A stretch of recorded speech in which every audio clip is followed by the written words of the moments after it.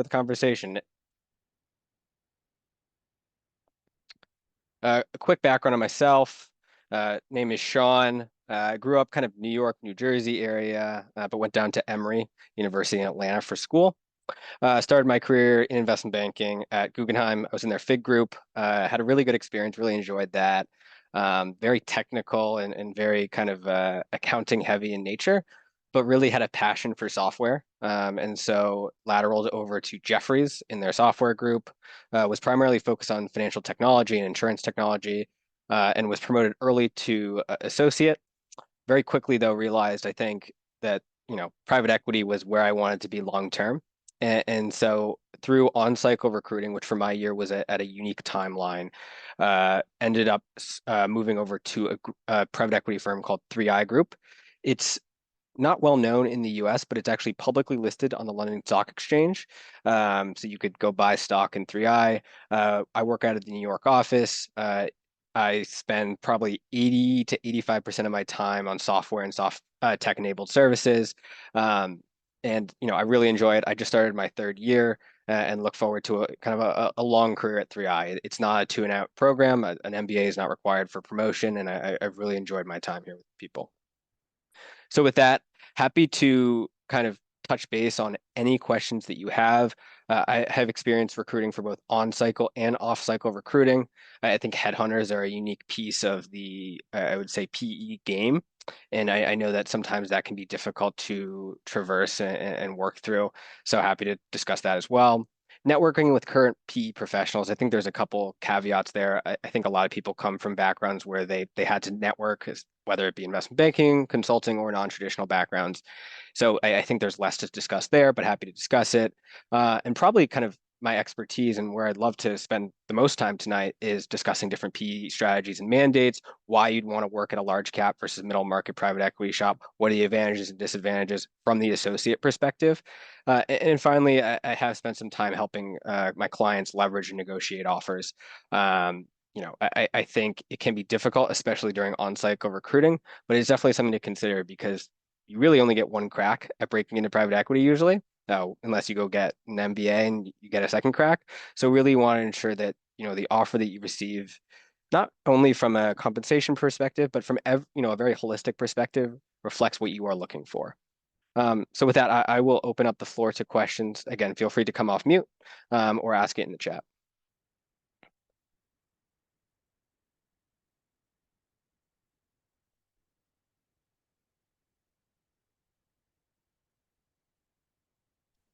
Hi, Sean. I just wanted to ask really quick. So like obviously you said you were mostly working on tech deals, like tech sales and services. So was that like something like an industry you chose to work in, or was it like you kind of came in looking for like any kind of deal and it just so happened that these are the kind of deals you work on more or less? Yeah, no, it's a great question. I think, when I was looking, when I was starting my recruiting process, I honestly didn't have a great perspective on what I wanted to do on the buy side. I just knew that that was what I wanted to do. I frankly had no idea if I wanted to do VC, growth equity, buyout, mega fund, middle market. I really had kind of a lack of focus. And what I soon quickly realized was that, having a focus would allow me to specialize very early on, especially through the recruiting process. If you're able to focus very narrowly on a couple of specific areas, you can develop expertise in those areas. And so I quickly realized that, my area of strength would likely be in the middle market. My time in banking led itself to a lot of experience in the middle market. Most of my transactions were not these multi-billion-dollar deals. They're, these kind of couple $100 million M&A transactions, which is kind of core for what you see in the middle market. And I had a broad experience, right? So I worked in software, I worked in FIG. I actually spent a little time working in kind of industrials and restructuring throughout my investment banking career. So this generalist approach was really a valuable talking point as I was going through my interview process. And so what I focused on was middle market firms with a generalist mandate, however, those that kind of had dedicated software and tech-enabled services practices. I found that very interesting, and obviously that was what I was doing directly before my move over to 3i at Jefferies. So being able to speak to the fact that I enjoyed a generalist strategy and I was very interested in kind of continuing to have kind of exposure to multiple industries. However, being in a platform that would allow me to specialize very early on in software and tech-enabled services was a real big advantage for me. And it was an advantage as you go through the recruiting process, if you can connect, excuse me, your prior experience directly to what you're going to do, which is what kind of gave me that advantage and kind of a leg up. And so, at the end of the day, you may have to, depending on the group that you work in investment banking, if you're coming from investment banking, or if you come from a consulting group that doesn't necessarily do a lot of different industries, you may have to tailor that specifically to what you're looking for. But it's definitely something to consider as you think about where you're best positioned to succeed. That's the most important. Um, you know, you're going to get a lot of shots on goal, and what is important is, making sure that through the interview process, you completely nail it. You blow everyone else out of the water. You're clearly the best person to hire, and you make yourself out to be the best person there. So that's the way I would approach it, and I hope that answers your question. But if it doesn't, feel free to ask any follow-ups. Yeah, thank you.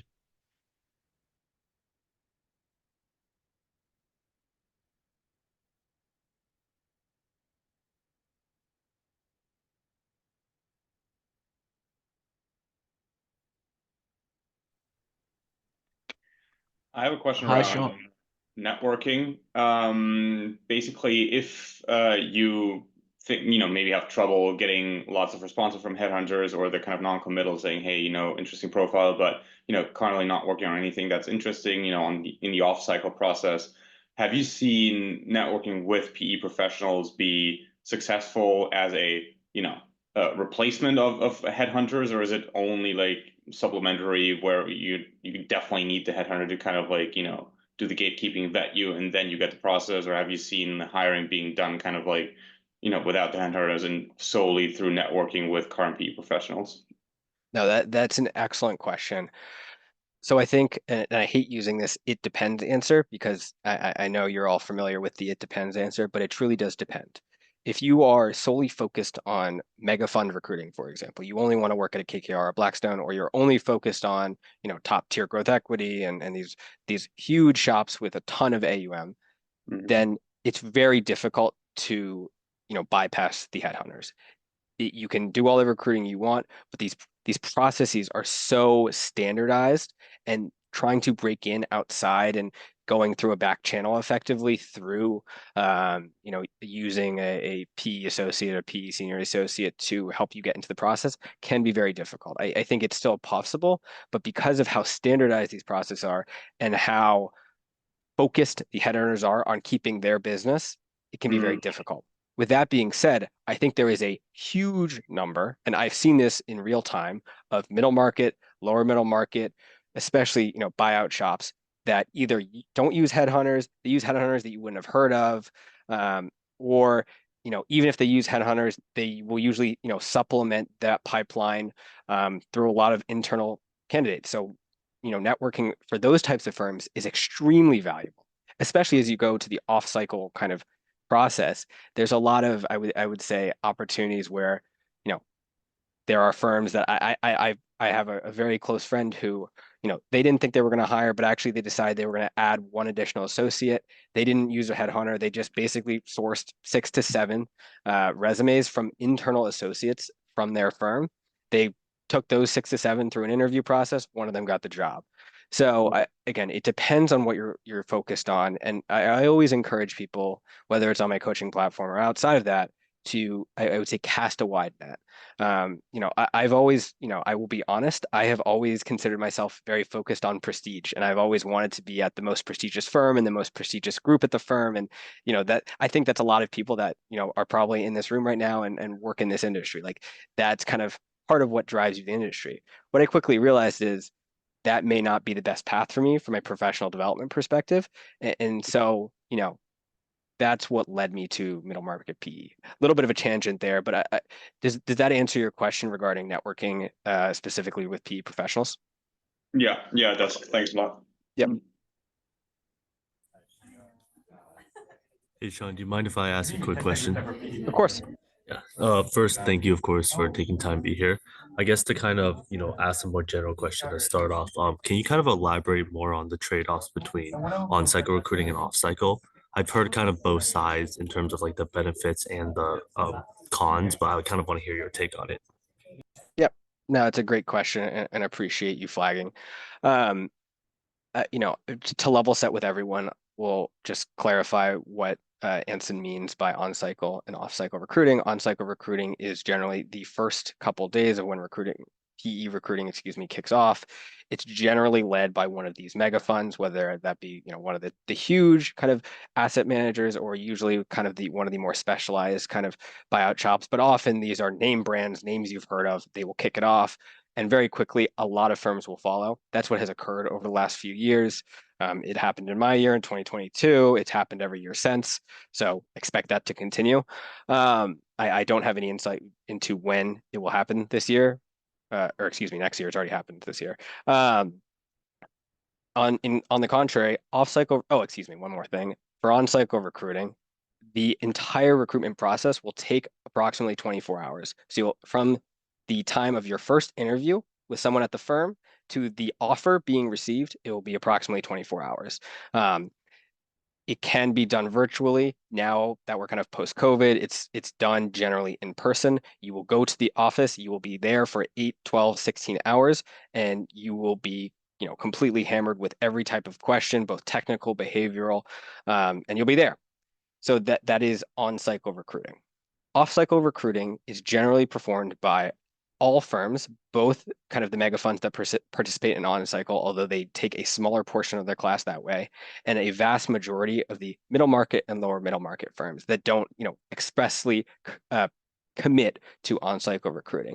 This is a much more long and drawn out recruiting process. It can take weeks, it can take even months, and it's still with the intent of hiring private equity associates 1 to 2 years after their investment banking kind of program begins, but it is a much more drawn out process. So to answer your question on kind of the pros and cons of each, I'm going to first approach it from the perspective of how you're going to interview, and then I'll approach it from the perspective on how it will allow you to actually consider your options. So first, through the interview process, if you're kind of very ready as soon as you begin your investment banking program, you think you're, ready to, do a paper LBO. You're ready to do a model test. You think you could talk about what's going on in the markets, and you could talk about deals that are interesting. Of course, you won't be able to talk about deals you've closed because it's usually a month or two into your investment banking program. But if you feel ready, you should definitely go through at least a couple of interviews on the on-cycle process. I think if nothing else, it allows good practice because it's extremely intense. Again, I mentioned I personally went through on-cycle recruiting. It is highly, highly stressful, and it is highly intense, but it allows you to succeed in these environments where back to back interviews, you're consistently thrown into different processes, and it allows you this opportunity to really see what you're good at and see what you're not good at. So if nothing else, I do usually encourage people to give a couple of on-cycle recruiting interviews a shot. Worst case, it doesn't work out, you go through off-cycle. The danger of on-cycle is if you are only focused on on-cycle and I've worked with a lot of people that are very focused and only focused on, they're only focused on mega funds, for example. For example, if you effectively use all your chips and you do on-cycle recruiting with all the mega funds, KKR, Blackstone, Apollo, Carlyle, and you fail in all those interviews and you end up not getting a role, then you will not be able to participate in off-cycle recruiting for those firms. That is how it works. Barring some miracle, will not have a second chance. So if you feel you're not ready and you're very focused on a specific segment of the market, be it mega funds, be it top tier growth equity, be it VC to a lesser extent, then I would shy away from only doing on-cycle recruiting. Maybe give a couple a shot, but don't put all your eggs in one basket because it'll be difficult for you to try to find a role in the off-cycle process with those firms. The advantage of off-cycle recruiting is, one, it gives you more time to prepare. If you don't feel like you're ready for the kind of somewhat rigorous PE recruiting process day one of your investment program, that's fine. You will have, deal experience, deal exposure. You'll have the chance to get deal reps in your investment banking or consulting program, and it'll allow you to have more to speak to. The other advantage, and this is, I think, the most important advantage of off-cycle recruiting, is it allows you to actually recognize what you're looking for.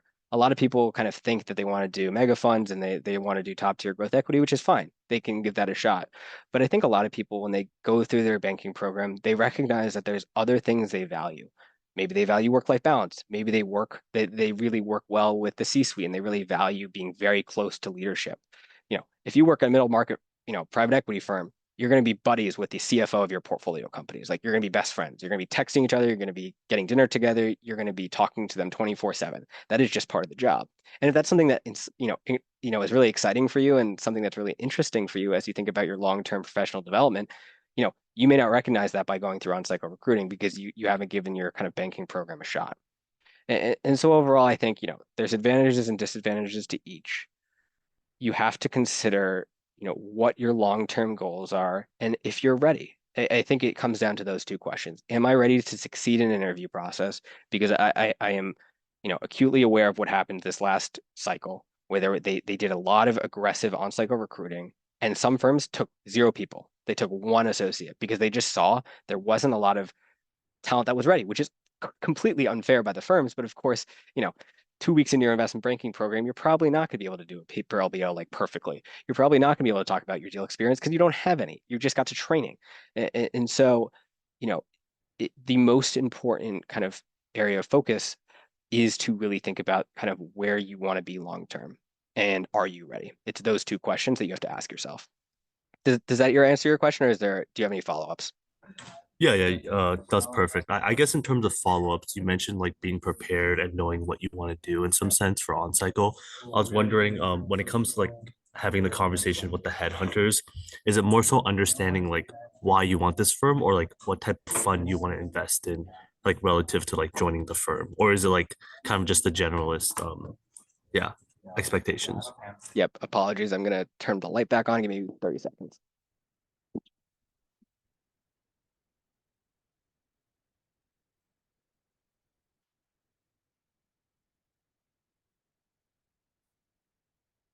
This is what happens when you work late in a private equity firm. The lights turn off, apparently.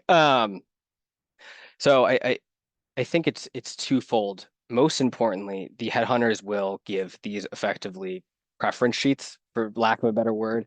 If you went through sorority recruitment, you'll know what that means. But they will ask you kind of what are you interested in, whether that be size of firm, whether that be mandate, whether that be location. You are perfectly allowed to have multiple areas of interest. They're not going to ding you if you say, I'm interested in middle market buyout and I'm interested in growth equity and I'm willing to work in New York and San Francisco. That is certainly something that they hear all the time and is perfectly kind of aligned with what they're kind of looking to do. The danger happens effectively when you put down that you're interested in 6 different things. I'm interested in buyout, both in the middle market and the lower middle market, and I'm interested in secondaries, and I'm interested in growth equity, and I'm also interested in investor relations. And then what happens is they'll send you a bunch of opportunities. You'll go down one of these processes. You go down a secondaries process, and you realize, hey, actually, I don't really want to do secondaries. Like this isn't my number one choice, and I'd rather spend more time looking into opportunities within the lower middle market. It does not present well if you go down an interview process and you later decide that you do not want to proceed with that interview process. You have to look at it from the perspective of the headhunter. They don't show well if multiple of their candidates are pulling out of the process mid-process. It is a very bad kind of look for them based on the candidates they sourced. So what I encourage the people that I work with, and especially the clients that I work with, is to be focused, but not pin yourself into a hole. It's really important that when you are deciding what you want to do, you cast a little bit of a wide net, but you really don't want to limit your choices too much. And when you pick those choices, you would accept an offer in those areas. So I think it's a balancing act, and again, it's allowed to change. You can change your mind 6 months later if you go through on cycle and you change your mind, and through off cycle you say, hey, actually, I said I wanted to do mega funds, but now I'm really interested in middle market. That's fine. But what's important is maintaining that relationship with the headhunters and respecting them, because they are people to be respected, and they're very kind of hardworking individuals, especially during on-cycle recruiting. And so what that entails is, by respecting them, you also respect their clients, who are effectively the private equity firms that they represent.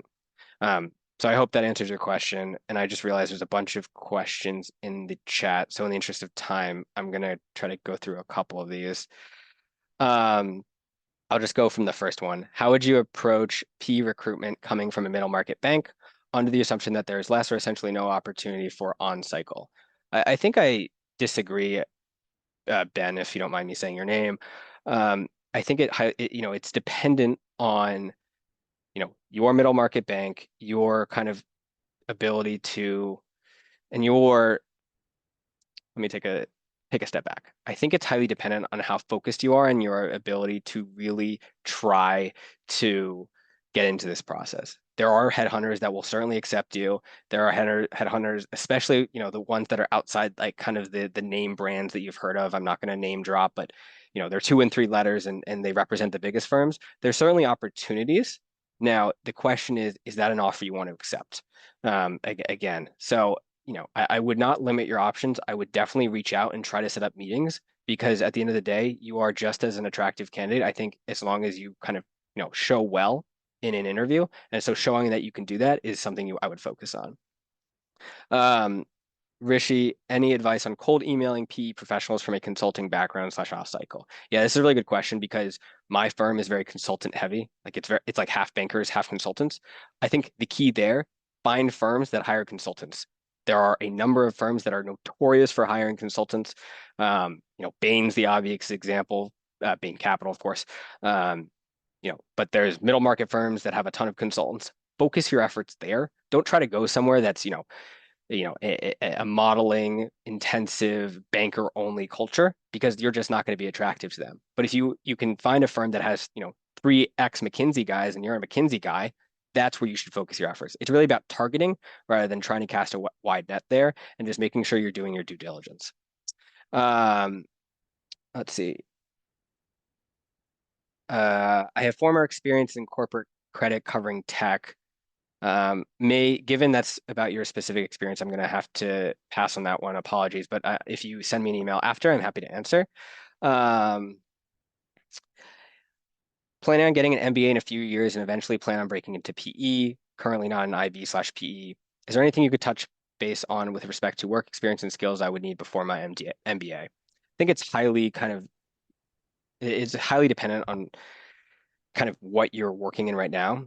I've seen people break into PE from a variety of backgrounds. The most attractive pre-MBA backgrounds are, of course, investment banking, consulting, investing. They're going to look for technical skills because at the end of the day, if they're hiring you out of an MBA, it's usually for a senior associate seat. So they really want those core modeling skills. Any position where you can gain that, that's the best thing to be in. So, if you're not in IB or consulting, that's fine. Maybe equity research, principal investing, um, a number of other opportunities that would allow you to get that experience is key. Otherwise, what I would encourage people like you to do is go into an official, an associate banking program, which allows you to gain those modeling skills and then look into transferring to PE after. That is the safest way to do it. There's obviously, ways of breaking in, that are not that, but I think that is usually the way that people kind of focus their efforts. Um, Sean, I so have a question, if you yep, don't go mind. go ahead. So I do restructuring and bankruptcy work in Canada, and I haven't done my college here in North America. Yep. So for somebody like me, like in my work, I do some bits and parts of the skills required for the private equity or the M&A work when we say take over the assets of a company, we restructure and sell it, right? So do you think there's any possibility to bridge that and actually get an opportunity to get into PE? Yes. Again, I don't want to spend too much time on people's specific opportunities, but I do think restructuring, if I'm understanding you correctly, is Mm, certainly a career path that would allow you to reach the world of private equity. Again, just like the consulting question, I think this is highly dependent on you finding firms that value your background. There are a number of PE firms that are known mm, for buying distressed, buying kind of operationally difficult firms, buying firms out of bankruptcy. There's a number of firms that focus on doing that. And that's where I would focus your efforts. Firms that value your personal experience. From, my firm, we value consultants and people that think like consultants. So I don't think my firm would be a great fit for you. But mm. I'm not going to name drop again, but there are a number of firms that are very focused on, value investing, deep value investing. That's where I Oh, would focus your efforts, and be very narrow. For people that have those types of experience, be very narrow. Do not try to cast too wide of a net. Find the 15 private equity firms that invest in distressed assets, invest in, these really deep value plays, and nail every single person at that firm with an email. That's what you should do. Instead of casting 100 emails to 100 different firms, you want to be very focused. And so that's what I would kind of focus on in your experience. But again, I don't want to spend too much time on people's that are coming from specific backgrounds. Correct. Thanks. I got a question from, I'm going to stop saying names, but hey, Sean, any off-cycle opportunities for 1 to 2 years out, or are there off-cycle positions at mega fund / upper middle market for immediate / close start? Yeah, this is a question that, again, I hate using the it depends answer, but it depends. These opportunities are available. They come across, often it happens because, one of these upper middle market or mega fund firms either has a new strategy that they just released that they need a couple of associates for, or they had one associate drop out, so they need to backfill that. Generally, these firms will not do a ton of off-cycle recruiting. It's generally one-offs, and you really need to be on the top of the mind for headhunters to be in those processes. They'll often be filled really quickly, even though it's off cycle. They'll be very quick processes. They try to keep it quiet. And so staying close to the headhunters is probably the key there. And that's where I would focus. I've got a question on the current state of the PE recruiting market. Do you expect to see more hiring after the election? If I knew that, I would be very rich. I don't. PE as an asset class continues to grow. PE as an asset class continues to be attractive for people to work in. So you have both the supply and the demand side, but assets under management continues to grow. I think you will continue to see attractive opportunities for those that are focused on those opportunities and on the top of mind of both headhunters, recruiters, and PE firms. I would not focus on external factors. I would focus on what you can control. And what you can control is what you do to break into private equity. And so do not worry about kind of what's going on around the world. Like when I broke into private equity, like Omicron, COVID was hitting. And so trying not to focus on the stuff that you can't control is really what you want to do, because that's the way PE professionals think about it. Got a question from Ben. Would you say PE recruitment is much more selective than investment banking summer analyst recruitment? Yes and no. Yes, from the perspective of there are less PE associates than investment banking analysts. So by that definition, sure, it could be more selective. With that being said, I think it also it's an interesting career path for different types of individuals. You'll see in your investment banking programs often that a lot of people just decide they don't want to do it. Like I had a bunch of people in my program decide they wanted to leave. They went into careers completely out of finance, marketing, tech. One guy went to go work at he made an ice cream truck. He like founded an ice cream truck company. So it is more selective on a numbers game. But if you broke into investment banking summer through a summer analyst program, there's no reason you should not be able to break into private equity. It's just telling your story the correct way, working hard, and making sure you're in the right place at the right time. About to start my full time in summer 2025 at an elite boutique, and I'm curious, at what point did you know you wanted to recruit versus PA to stay in banking? Excuse me. That's a fair question. I think personally, I did investment banking because I wasn't exactly sure what I wanted to do with my career. I was pretty sure I wanted to work in finance, but I also considered stuff like consulting. I tried to be a computer scientist. I took like 2 computer science classes during my undergrad and like got really bad grades and realized I was really bad at it. And so investment banking was the career that I chose because it gave me the optionality. I think this is a pretty common kind of theme I hear from a lot of people I speak to. Very quickly though, I noticed when looking up while I was at the bank, so as an analyst, I was looking up at the associates and the VPs. I looked up and saw them, what they were doing on a day-to-day basis, versus our clients, the private equity firms, the associates at the private equity firms that I spoke to, right? So I had the associates at the bank that I spoke to, and the associates, the private equity companies that I spoke to, and I was like, that job for me personally looks a lot more interesting. So I want to go do that. I think I learned pretty quickly on the job. I didn't know before I got there because you can't know personally, but very quickly I learned that I thought this job was much more interesting than banking. That being said, that's not always the case for everyone. I have, close acquaintances, close colleagues, former colleagues that went banking, private equity, back to banking. It is not that uncommon. It is much more common than you think. 3 people I can name that did it in the last 3 months. So it is not necessarily something you have to come to the conclusion quickly. But if you are very focused on mega fund recruiting or upper middle market recruiting, it is. With that being said, I think you'll find out soon enough. Give investment banking a shot and you'll find out soon enough. Hi, excuse me, Sean. May I? Yep. Yep, go ahead. Yeah, first off, I just want to thank you for hosting the webinar today. For those of us coming from a non-traditional background who will be applying to MBA programs and are thinking about careers in finance, obviously, like you've mentioned, IB is probably the tried and true trodden path to PE. But you've also mentioned tonight that consulting, like your own firm, has a lot of consultants. Just in my own experience, like having close friends who are at McKinsey, doesn't it seem like those are two very different sort of just kind of like work experiences. How does that work then in terms of even skill sets? Like I would imagine my friend who's at McKinsey doesn't have the sort of skill set that someone in IB does. So how does it, and I guess can you speak to again, like, yeah, so how do those two career paths translate to an ultimate long-term goal of PE? And therefore, do I have optionality from my MBA program in terms of recruiting? Like, is it IB or nothing if I want to break into PE? Or like you were saying, do I really have optionality with both? And then how exactly does that work, in terms of like the skill sets that one acquires in both? Because it sounds like what she does at McKinsey is very different, from what one might do on Wall Street.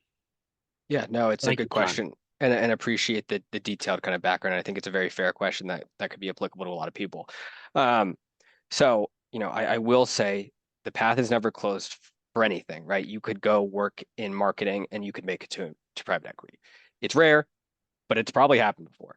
Now, with that being said, to answer your question directly, the people that succeed from from private equity, or excuse me, I'm sorry, going from consulting to private equity, there are 2 key factors that enable their success. One is during their time that they're not working at, McKinsey or Accenture or Bain, they are learning the modeling skills. They are learning how to do a 3-statement financial model. They're learning how to do an LBO. They're learning how to build an investment memo and build an investment thesis. They're thinking about all this stuff as they're doing their job. Whether they do that through kind of a side hustle and they're investing on the side and they're doing kind of their own angel investing, or they're doing that through just trainings and programs, you have to exhibit, what you're doing. And on day one, you'd be able to run a model for a new deal opportunity. Now, just because you didn't do that through your career at McKinsey, that's perfectly fine. But you have to exhibit that you have those skills. And the people that I've seen succeed do that kind of career path from consulting to private equity, they've learned on their own, usually during their time at the MBA. Maybe it's often advantageous if they've a lot of them have like done an investment banking summer analyst program and then they pivoted and went to McKinsey, but then they decided to go into private equity. That's often a really good way to show that you've done it. But there's other ways, and that is one of the important things. One of the two. The second important thing is to have deal exposure that is directly translatable to private equity.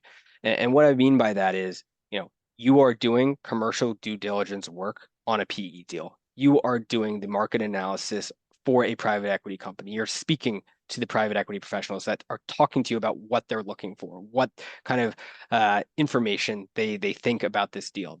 This is the kind of experience you need in consulting. I think consulting is a very I don't think this is a fact. Consulting is a very broad category of careers, right? You have everything from implementation, change management, digital transformation. You have all these different types of consulting. There's a couple of key core business lines that I think that enable success in private equity, and these are commercial due diligence, to a lesser extent, financial due diligence, but really it's these core,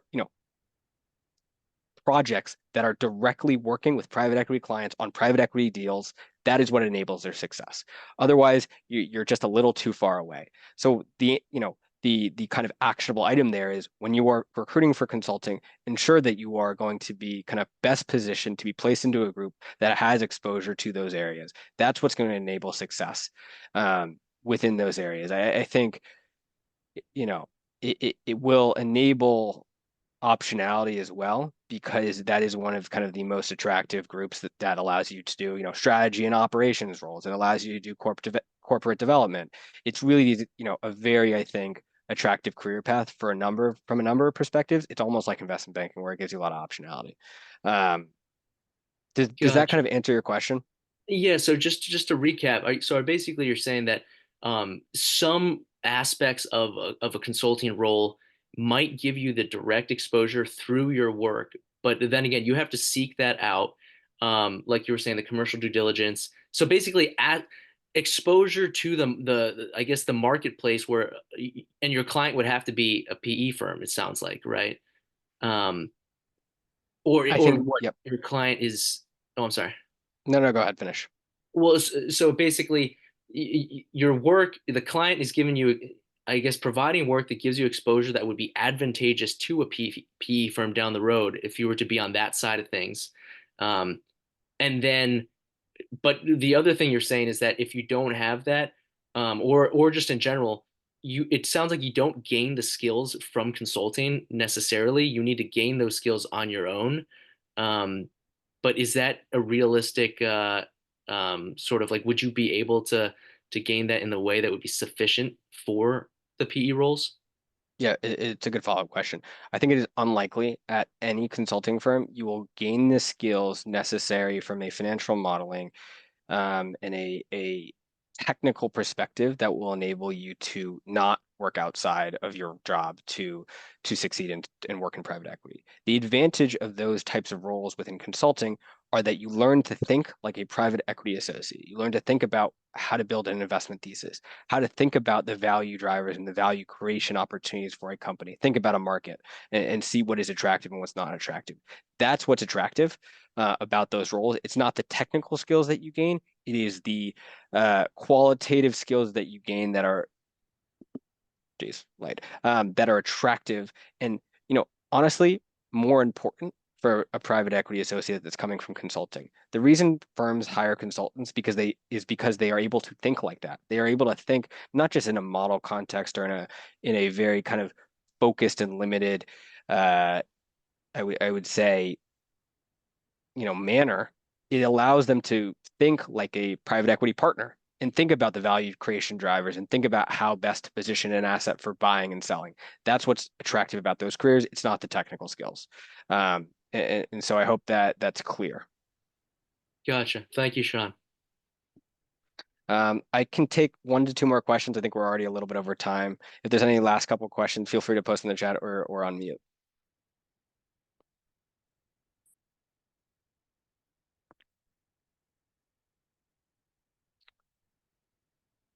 Fair enough. Awesome. I really appreciate the time today, everyone. I would plug my own coaching services, but I'm actually on pause right now. I'm focused on serving the clients that I have. I think I have a couple too many clients, so I'm trying to dedicate my attention to them. But if I can be of any assistance, please let me know in the future. You have my email there in the chat. I am more than happy to kind of help in one-off situations, and when my coaching practice opens up again, I'm happy to ping you when it does. And it looks like someone else wanted my email. Maybe I didn't post it correctly, but awesome. Thank you very much for your time, everyone, and I hope you have a good evening.